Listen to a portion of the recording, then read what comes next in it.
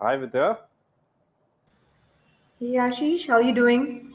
I'm doing very well. How are you this Wednesday afternoon? It is. It's a beautiful Wednesday afternoon, and glad to be speaking with you as well. Awesome. Likewise, actually, it's quite sultry in Delhi. I hope it's much better in Bangalore for sure. No complaints. We're around 24 degrees, so no Celsius, so no complaints at all. Awesome. That's a perfect weather to be in. I look forward to coming back, coming to Bangalore in a few days. So, love to enjoy the same beautiful weather as well. Lovely. Awesome. Shall we get started, Vidya? Yeah, I'm ready to roll. Great. Thank you so much for joining in, and folks who are joining in for this live session as well. So we're joined with Vidya today. So Vidya, before we begin, would you like to tell us a little bit about yourself and the problem statement that you folks are solving for your customers with Fitbots, and just give us an overview of what it is and how you're going about it. Sure, Ashish. Hey everyone, I'm Vidya. I'm the co-founder of Fitbots. What we do is we are an OKRs company, and going back to Ashish's question, the problem that we solve is we help align hybrid teams with OKRs. For those who are new to OKRs, it's called Objectives and Key Results. It's a strategy to execution framework, which is now being adopted by thousands and thousands of organizations to align their teams. Awesome. Thanks a lot for that, Vidya. So, being a founder, I'm sure you must have answered this question several times, and everyone would like to know that how did you come up with OKRs as a topic or as a problem to solve, right? What's your past experience that led you to identify that hey, this is basically a very big problem that we should be solving. So, just walk us through that. Yeah, definitely, Ashish. So, like they say in startups, there's always this founder market fit, which is very, very helpful. So, the same was in the context of Fitbots and myself. I started Fitbots along with my other co founder, Kashi. So, in my past life, I used to lead strategic talent and leadership building for a billion-dollar company named Mindtree. In that role, what I would do was work very closely with leadership teams in both from a talent assessment to a management perspective, so as well as working with them to see how do they really translate it into actions. So it was also the point of time that OKRs was getting very popular across the globe. So I came upon the framework because there was an element of curiosity which actually led to it, where we noticed that both Kashi and I, when we started Fitbots, we noticed that there's a lot of data which leaders actually take into meetings or they ask their teams to prepare, and there are a lot of dashboards, but really are the dashboards giving them the right insights? And then that one thing led to another, and we noticed that there's this entire gap between how leaders are thinking about the strategy and how their teams are executing. And that's when the curiosity around OKRs came up, and then eventually led us to set up Fitbots. Though I Hmm. must confess that this was one of the ideas that we thought about, Hmm. but the word Fitbots itself actually is was stood for a career fitness platform. So initially, people looking at it more broadly from a career of an employee perspective, but then very very quickly realized that if today's outcomes metrics are not clear, then forget about long term careers. They need to do something Absolutely. today to actually move towards tomorrow. So that's how we iterated into OKRs. Hmm. So impressive. So you started with a very wide problem, and then you narrowed it down to one particular very specific niche, and that's what most people say when you're building a SaaS. So go as micro as possible. So I think you've done that journey from going wide to being a very narrow focused, very specific, pinpointed approach to solving a problem, which is a big problem in itself. It is, and it was not easy because the first few months we were actually trying to figure out as to whether it's a big enough and a real problem to solve. Hmm. And honestly, that's not the most fun part for entrepreneurs because usually when people ask you, you're supposed to give them a definite answer saying that, hey, this is what I'm doing. Yeah. So the initial few months was, of course, arriving at that very, very specific problem Hmm. statement, and then, Hmm. of course, iterating the solution and building it around it. Correct. And obviously being objective and trying to remove as much founder bias as possible, right? And that's something which is sometimes the hardest to do because there's always this It just bias. creeps in. It just it creeps in. it just it does creep in. And the interesting part was we came from an enterprise background, so like Hmm. many SaaS founders, we had a Hmm. I had a fairly long career in an enterprise. So before actually transitioning to setting up the startup, the first transition was how do we really transition from having worked in a very, very comfortable place where things were many times you take things for granted in a larger company and then setting up on your Correct. own. So that transition was the toughest. Correct, correct, correct. I think we're gonna go deeper into that particular point because I think a lot of nuances that you see in a larger company is planning, right? And when you talk about startups, it's all chaos. It's not planning. Planning is not associated with startups, but we'll associate that a little later in the discussion. But let's just focus a little bit about who are you targeting? Who's your customer? Who's your ICP that you're focusing and solving for at the moment? Yeah, so we focus on scale ups, which is venture funded companies which are getting into the next phase of growth, and mid market. So typically, a company which has, let's say, anywhere from 50 to about 500 members who want to adopt OKRs and scale to the next level of growth is a good segment for us to work with. Another interesting part about our segment is that many of them are probably a little new to OKRs. So they do need both the product as well as the onboarding support that we give them in the form of OKR coaching. So our ICP is a combination of these two. Interesting. That's actually very helpful, right? Because the topic being new, people need that hand holding to be able to implement it effectively. And at the end of the day, if they don't implement it properly, then the success remains limited, isn't it? You're right, Ashish, because it's no fun for a SaaS founder to actually get their product adopted and then, the customers churning. So that leaky Correct. bucket is always, a That's right. nightmare for many. Uh, That's right. so uh, we find that with that expert onboarding and the support, it also increases renewal rates for us. So it's very, very important to the success of our Awesome. model. So you're using trainings as a very strategic tool or lever to be able to, adopt to increase adoption and increase stickiness of the product. That's correct. Is that That's correct. And in turn, we're also creating a community of OKR practitioners, hmm, much like how Agile had created their big, big community of Agile practitioners over time. I think the correct? similar evolution is happening even within the OKR space. Nice. That's nice. Awesome. So how many customers do you have with there? So we have 70 Stupid questions. customers. Yeah, it's one of those questions where we always wish there are everybody wants more and more. So we have Bigger numbers, yeah. bigger numbers. We have 70 customers. Of these 70 customers, about 20% of them are currently going through the try to buy process, and the Hmm, remainders are the ones who have been with us at least for 1 year now and then continue renewing. nice. And so you're directly selling to enterprises, companies, or even individuals if somebody wants to just take OKR coaching, for example, right? Let's say I'm a single founder and I want to get coached or become a certified, OKR professional. So can I sign up as well? Yeah, definitely. So there are two parts of Fitbots. One is the Hmm, software and the expert onboarding, and the other is the certifications. So just giving the analogy of Agile. So as the Agile community was built over time, OKRs is also going through that evolution. So today hmm, we've also got the entire certifications side set up. So let's say a single founder like yours would, or anybody would like to come over and say that I want to become an OKR practitioner, either hmm. coach companies or coach internal teams or be internal champions. They can get certified through Fitbots and become part of our community. Okay. And this community helps each other as well. I'm assuming that you would have some peer-to-peer connections and some support groups for people to keep tapping on to other people's knowledge as well. 100%, 100%. So the intent of the community is, and once somebody gets certified, they become part of the LinkedIn community of ours. So the Got it. intent is also to take it to the next stage because OKRs is the more. So we look at OKRs as, let's say, any skill. The more you get into it, the more you are in trenches with teams, is the more we learn. So it's Okay. very, very similar in the in the context of OKR. So since it's an evolving space, there are new practices Hmm. which are being evolved, and that gets shared among the community. Interesting. Interesting. Cool. So let's go back to the question that we left earlier. So coming from an enterprise, starting on your own, right? So I'm sure you must be really good at planning. And so, how were your initial 90 days? What plans did you set when you started Fitbots?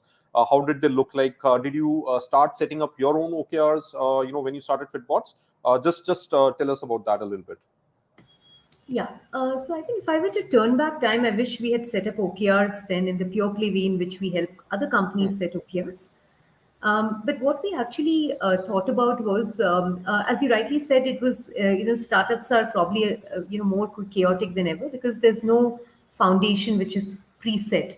In a larger company, you have everything or many things given to you in a platter, and True. of course, there's internal entrepreneurship which many companies are encouraging.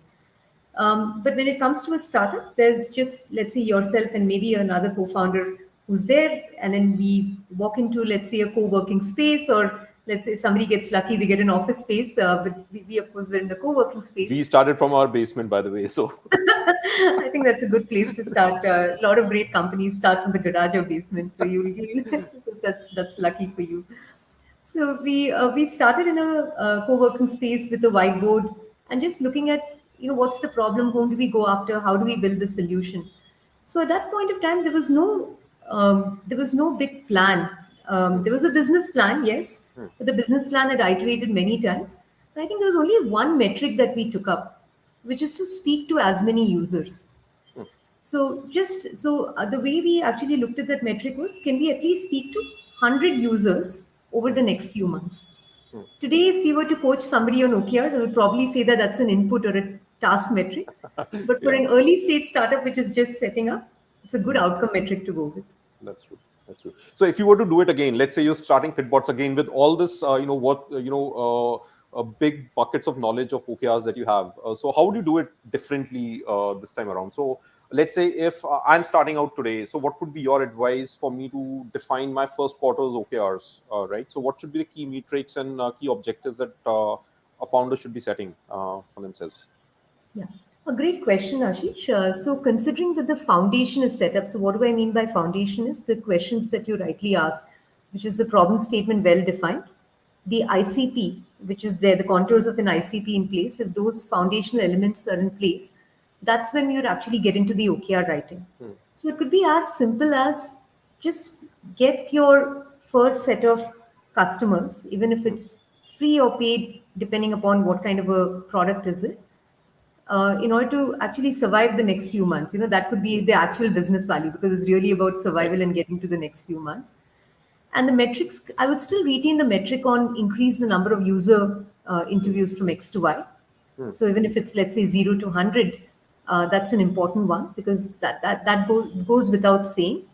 And probably I would take up another one, which is launch at least version one of the website, because okay. the only way people can discover a SaaS company is through that beautiful showroom, as Vika rightly says, which is the website.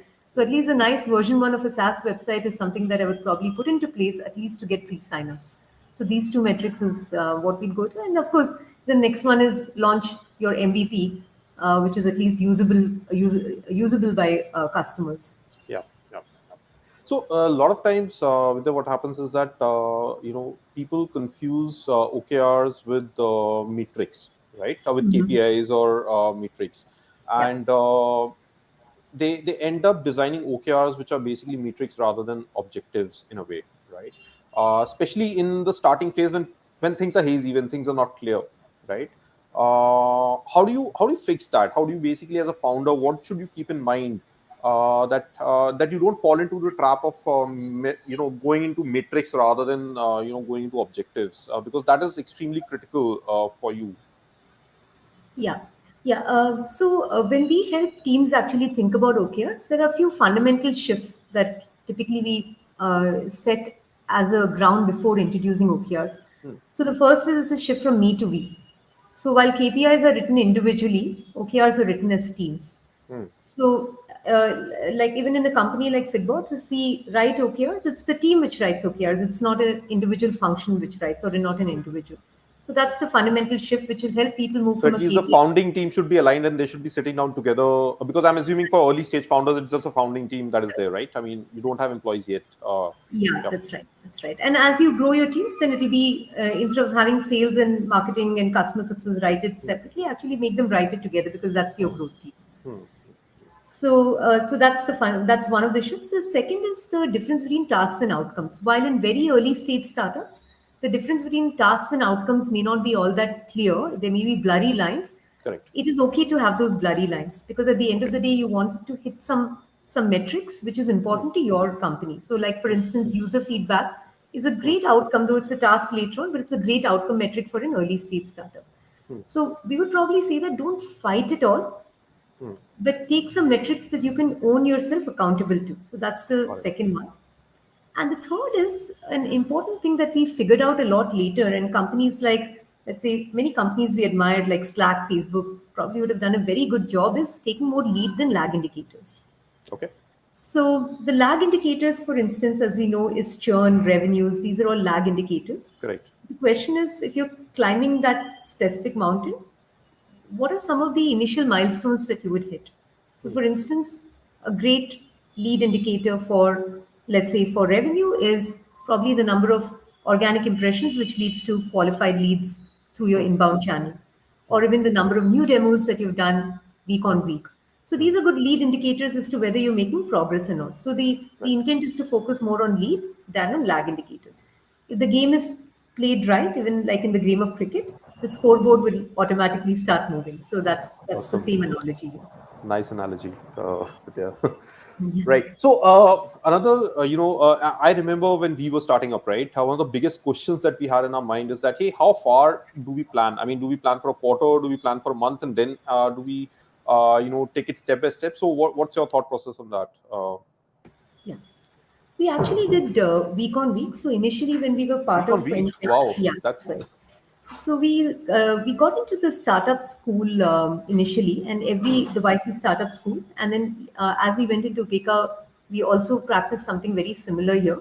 So every week we would see whether there's progress or not. Now week on week progress is sometimes very hard, but it also keeps you accountable to say as to how much have we actually progressed on either a task or an outcome metric from a week on week basis. So okay. that's something which was interesting for us because let's say in a previous, let's say in the previous experience, we probably would have never done a week on week moment of the needle. Correct. Correct.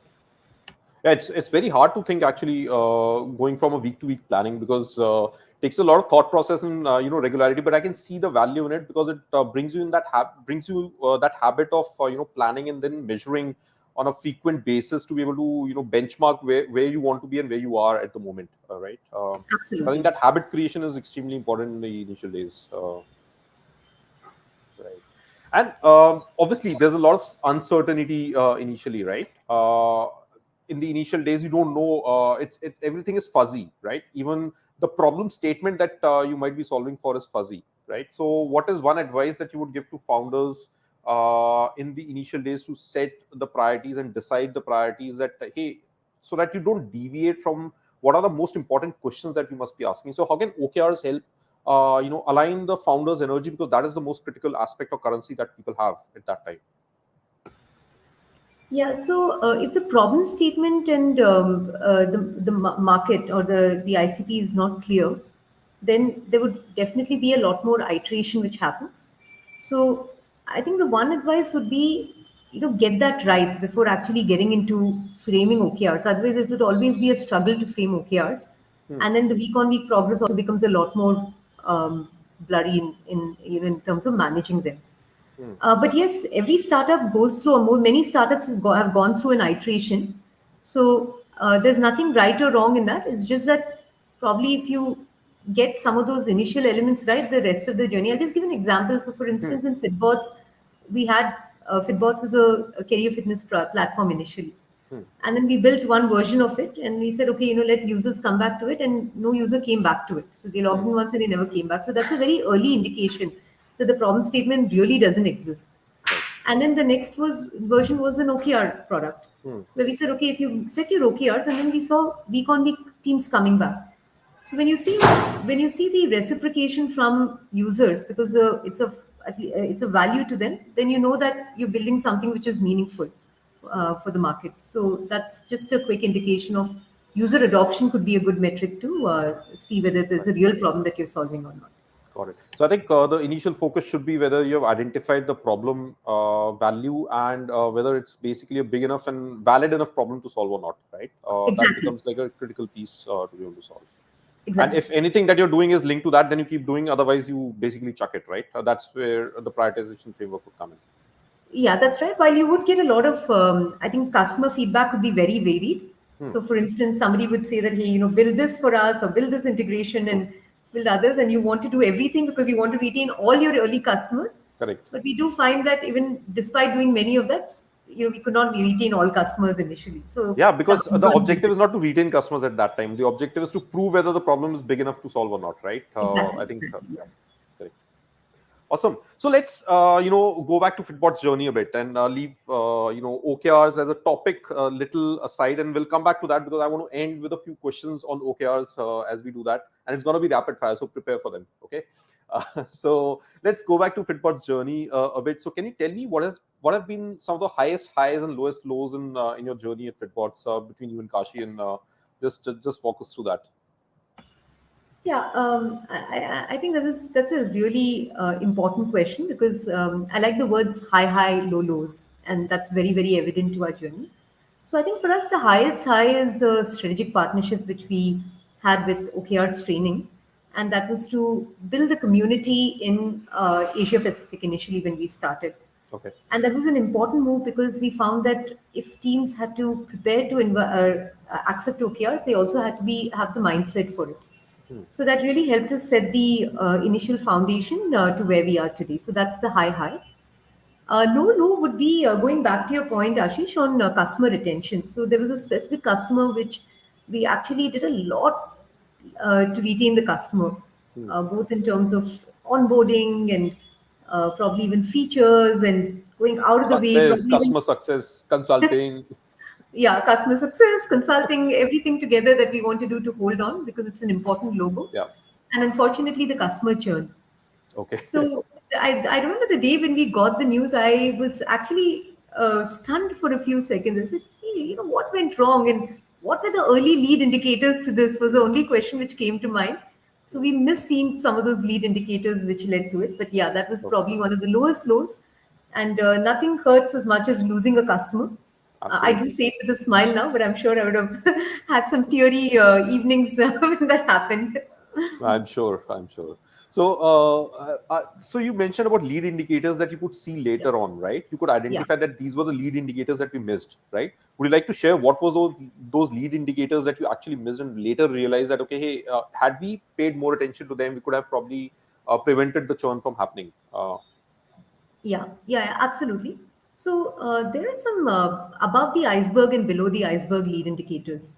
Hmm. So I'll talk about the above the iceberg ones. These are metrics that Hmm. all of us monitor in terms of the signals are is the product being adopted in our context it's week on week check-ins maybe in a wonderful product like yours it is even sometimes even daily when Hmm. managers come in and check on engagement levels so that could be a good lead indicator. Hmm. The second is, are they adding new teams and members? Right. So that's a good lead indicator. The third is on conversations, which Hmm. is where they're subtly asking for features which are not available right now and calling them important. Hmm. So I think in the context of this particular client, we missed some of the below the iceberg, which is more around the sentiments. Though the Okay. metrics were moving well, the Hmm. below the iceberg ones were the ones which we missed the dot. Right, the combination of both the metrics and the sentiments is something that is a good lead indicator. Any customer success review that we do today, we Hmm. actually ask them for both the sentiment, which is very similar in OKRs, which is the confidence index, which is the emotions behind it, and the Okay. metrics. Okay. So in the reviews, both these need to go hand in hand, as has been our learning. Okay. And how frequently do you do these reviews with your customers? With them? With a customer from a customer perspective, we have at least bi-monthly or monthly Okay. check-ins. Okay. Okay. And because of the in our context, because we also do onboarding around Hmm. OKRs, Hmm. the frequency of check-ins is sometimes more in the context of certain clients. Got it. But internal reviews with customer success is Hmm. actually thrice a week. Works Okay. exactly like a sales review Hmm. because for SaaS companies, there's nothing more important than keeping your existing customers and making and helping them True. renew and see the True. value. True. True. Right. So on that note, can you give us a sneak peek into the growth plans you have for Fitbots? How's the future looking like? Yeah, and like every other company, just like Culturro, we want to grow 100x as well. Yeah. So what we are looking for is we're looking at a 4x growth this year from where we are in terms of ARR. And having said that, I think most important is we are looking to onboard as many customers in markets like US, Canada, where we already have a good amount of traction, but of course we want to do more and more and more. It's always a continuum. Absolutely. Interesting. So we have a user question. We have somebody from the audience, Aditya, asking this question to us. During early stage, what was the strategy to reach out to those 100 users you spoke while building the product? Yeah, yeah, it's a great question.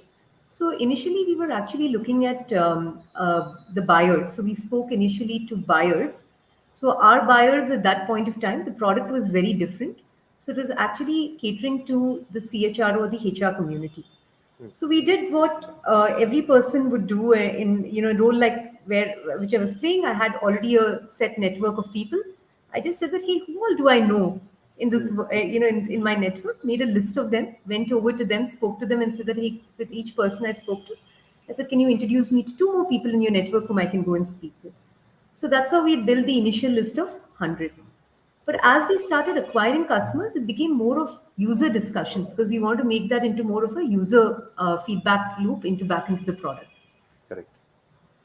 It's important, right? I mean, buyer is one perspective, but if the user adoption is not there, then the buyer, they won't write the check for renewal for sure. Exactly, exactly. Right. Awesome. Right. So, what has been the best testimonial you've got for Fitbots that you've been really proud of and made your day or made your month? Yeah.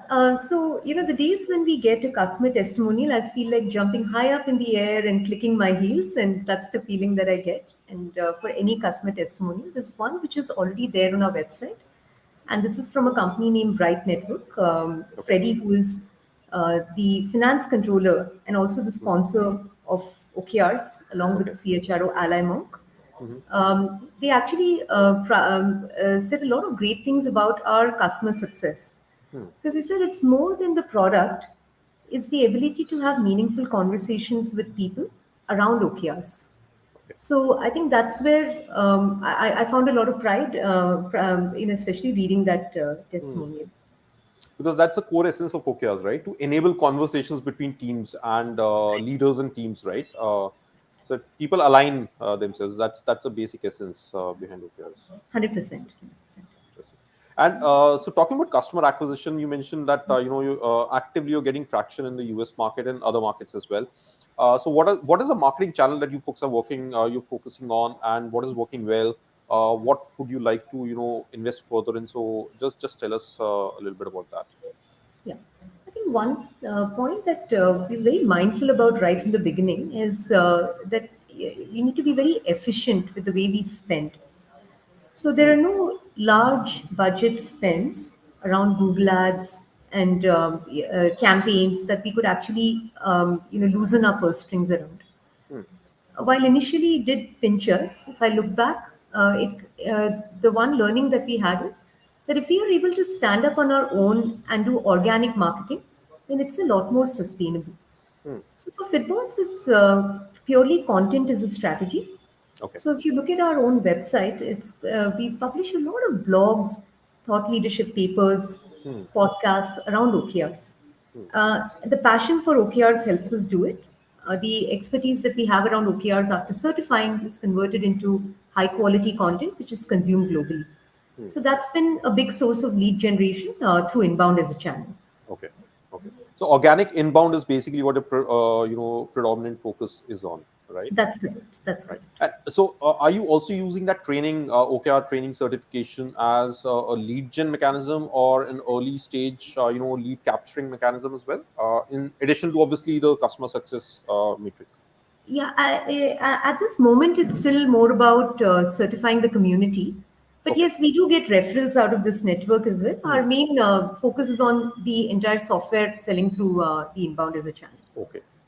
Got it. Got it.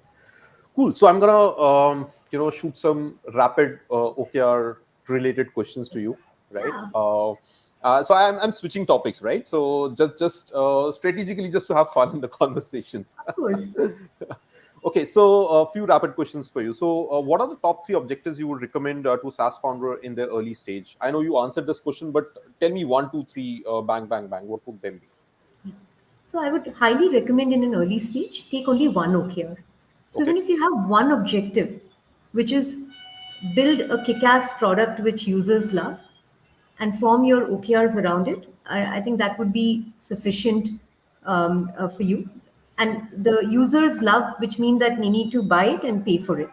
So your key result around revenue should come a lot earlier rather than having only free signups for many months. So that's something that I would highly recommend. Good. Second one. So, three key results that you would design to build thought leadership in the HR tech industry. By the way, I'm not designing my OKRs by asking these questions. Huh? So, Yeah, I think for the HR tech industry, one of the learnings that I've had is that one is about, yes, the product is important. But if we take a step back, most HR tech partners sell to either CHROs, maybe even founders, or let's say in our context, even heads of strategy. hmm, So if you have a meaningful conversation with them around with business appreciation and with people, then there's also a certain amount of respect for the company.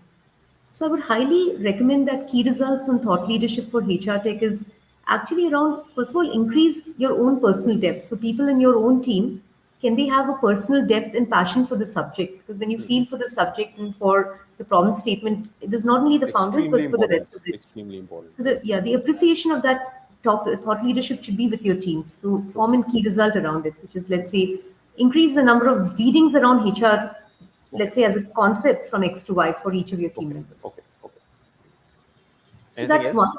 Hmm, The other is actually to flow it back into content, hmm, because here the community also thrives on learning. And so as HR is a community, and Ashish, you and I have been part of the community. hmm. It's a very well networked community. Very It is tight knitted. hungry for learning and wants to try out new practices. Correct. So flowing back that learning into content so that the community can also flourish is something that I would highly recommend HR tech providers to also do. Flow it back into your content pool. Hmm. Cool. I think let's take this question from Rahul before I move to another rapid fire, right? So, how are you able to prove or show ROI in the early days so that the decision makers will write a check? Yeah. Rahul, that's a great question. I think one thing around Fitbots is we never did anything free. So we said, okay, even if we do a POC, can you pay us something for it? So our first customer, we got probably, well, the value was very low, but nevertheless, we got something which is very meaningful, which is feedback. So the ROI was quite simple for us. If we go to a customer and they pay us for the product in whatever shape it was at that point of time, it ROI'd at least for keeping the founders and probably a couple of members in the team, because we were bootstrapped for a very long time.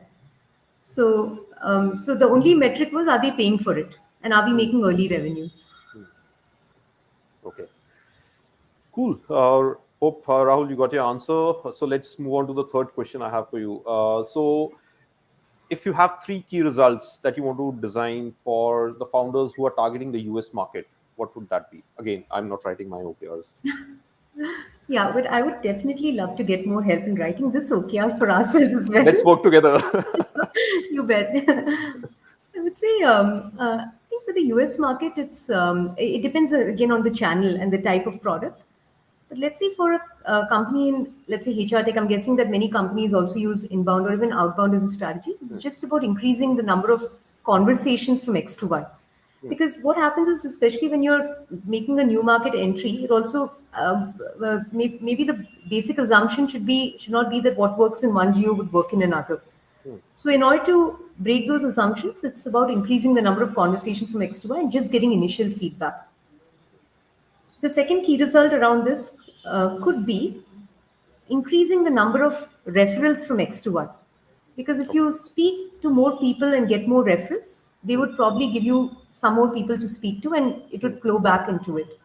And the third could be increased number of trials from X to Y, because in fact, in the context of Fitbots, our trials in the US market has increased. And Okay. of course, the conversations is something that we're still working around. But these would be three that we would personally go with. Got it. It's very similar to starting a new venture, right? I mean, going It into new is. geographies, just going back to the drawing board and I think answering those same basic questions again, in Absolutely. essence. Absolutely. Absolutely. While we know that the problem statement exists as a market for it, the ICP is there, but Correct. it definitely, we really can't take that for granted still. Yeah. Absolutely. Absolutely. Right. All right. So till the time we wait for some audience questions to come in, if you were to do Fitbots again, right? What would you do differently this time? and how would you approach it? So I would probably do three things. I would go to G2 crowd and first look at what are the different categories which are there today, Hmm. and try and understand as to which category is my problem statement falling into and who are the other players out there. Okay. The second thing which I would probably do is go into Google Trends and see Hmm. as to what's the demand for that keyword. Hmm. Because the reason is that it again depends on whether you're building something very commoditized Hmm. or is it fairly blue ocean. I think Pika calls it Wadley maps, Wordly and maps, yeah. that exercise is very, Correct. very helpful. It's very helpful. Exactly. That's right, that's right. Because that entire genesis to, let's say, a commoditized stage, the play is very different. True. Probably your milestones would also differ. Totally. So, and each has its challenges. So even in commoditized, I'm sure there's a lot more, there are different set of challenges, but I would probably discern as to where do we fall. Correct. The third important thing that we would do is to build our website and speak to users. Hmm. Because when you build some kind of an entry into signups and have and probably even do, let's say, blogs and early marketing around it, Hmm. launch on product hunt. I think there's a playbook for SaaS today which is fairly Hmm. well done. Hmm. I think those are important activities that any founder should do, and it actually shrinks the amount of time to market of your MVP at Hmm. least by 6 months if you have this playbook. True. I think the biggest mistakes most founders end up doing, and in fact, we also did, was trying to sell first rather than trying to have conversations, right? And getting that perspective from the users and the market that, hey, what exactly are we building and what exactly are we solving for? I think that becomes really critical, isn't it? Correct. Correct. Awesome. Vidya, I'm towards the end of my questions that I had for you. Any closing thoughts from you if we don't have any audience questions? Yeah, I think the closing thoughts would be the first 90 days are the hardest. Sometimes the first year is the hardest for most startups. So stay on it. And if you cross year one, you'll get into year four.